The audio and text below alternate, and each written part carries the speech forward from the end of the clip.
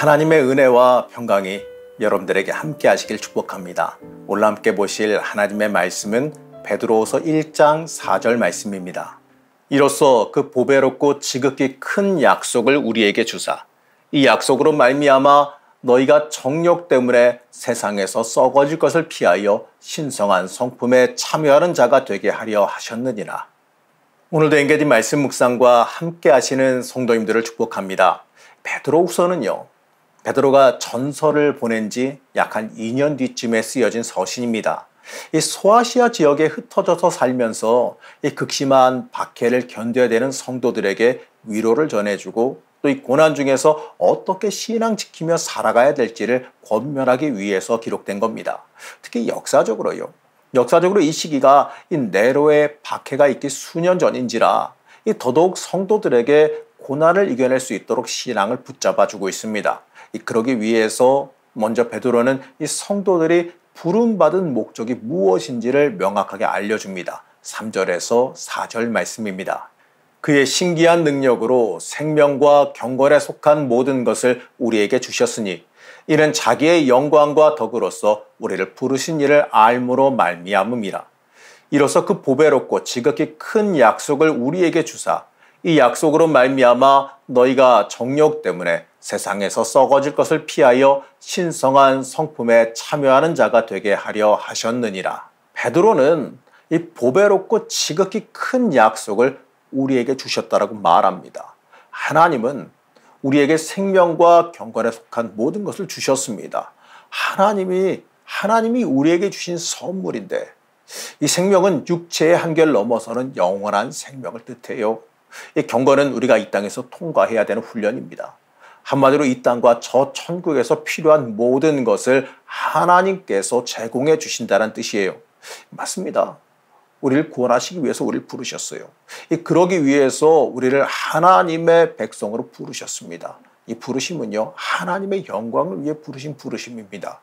그래서 우리가 이 정욕 때문에 썩어질 것을 피하게 하려 하신다라고 말합니다.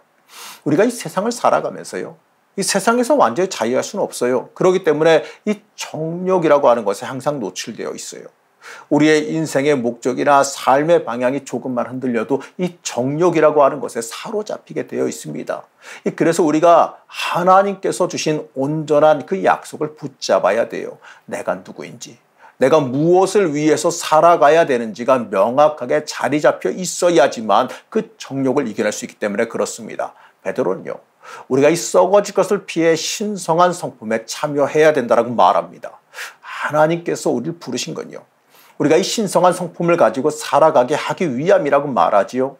베드로는 이어서요, 우리가 이 신성한 성품을 가지고 살기 위해서 무엇에 힘써야 될지를 알려줍니다. 5절에서 7절 말씀을 보시겠습니다. 그러므로 너희가 더욱 힘써 너희 믿음의 덕을, 덕의 지식을, 지식의 절제를, 절제의 인내를, 인내의 경건을, 경건의 형제 우애를, 형제 우애의 사랑을 더하라. 먼저 덕을 말하는데 이것은요, 믿음을 행함으로 보이는 표현이죠. 그 행함을 하기 위해서 무엇을 행해야 될지에 대한 지식이 필요한 겁니다. 그리고 그 지식이 쓸데없이 많아져서 주객이 전도되면 안 되니까 당연히 절제가 필요할 거예요. 이 절제는요, 이 자신을 통제해서 욕망에 빠지지 않기 위한 훈련입니다. 그러니까 그 훈련은요, 어려움을 가져오겠지요. 그래서 인내가 필요한 겁니다. 그런데 그 인내는 목적이 필요해요. 그 고난을 감수해야 되는 그 이유가 있어야 되기 때문에 그렇습니다. 그래서 겸손히 견뎌야 되는 그 인내는 하나님을 향한 인내가 돼야 됩니다. 그것이 경건으로 발전하게 되지요. 그리고 경건은 이 자신만을 위한 일에서 끝나면 안 됩니다. 경건은요, 나 혼자만이 아니라 다른 사람을 사랑하며 섬기는 것으로 발전해야 됩니다. 다 다른 항목을 말하는 것 같지만 사실은요, 이 믿음을 행하기 위해서 경건의 길을 걸어가야 되는 사실을 말해요. 바로 이 그리스도에게 받은 그 사랑을 실천하고 나누며 살아가야 한다는 걸 의미합니다. 우리 이처럼요, 예수 믿는다면, 내가 구원받았음을 확신한다면 늘 영적으로 전진해야 됩니다. 우리의 신앙이 전진해야 됩니다. 그 자리에 주저앉아 있을 것이 아니라 영적인 진보가 있어야 되고 영적인 열매를 맺어야 돼요. 내가 예수님 만났다면 내가 그 사랑을 처음에는 받기만 하겠지만 이제는요 그 사랑을 실천하며 살아야지요. 그 사랑 나누며 살아야지요. 우리는요 하나님의 부르심 받은 사람들이고 은총 받은 사람들입니다. 그렇기 때문에 우리는요 이 날마다 영적인 성장이 있어야 돼요. 우리는 예수 그리스도를 아는 데에만 열심을 가질 것이 아니라 복음의 열매를 맺는 사람이 돼야 됩니다. 베드로는요 우리에게 부르심과 택하심을 굳게 하라고 말합니다. 맞아요. 내가 구원받은 사람으로서 내 삶을 확실하게 단단하게 만들어야 합니다. 이 세상에 어떤 것들이 와서 우리를 흔들지라도요 흔들리지 않는 신앙을 가져야 돼요. 이렇게 우리가 단단해졌을 때에 우리는 절대로 실족하지 않는 믿음을 지니게 됩니다. 이제 베드로는 11절에서 이렇게 말합니다. 이같이 하면 우리 주 곧 구주 예수 그리스도의 영원한 나라에 들어감을 넉넉히 너희에게 주시리라.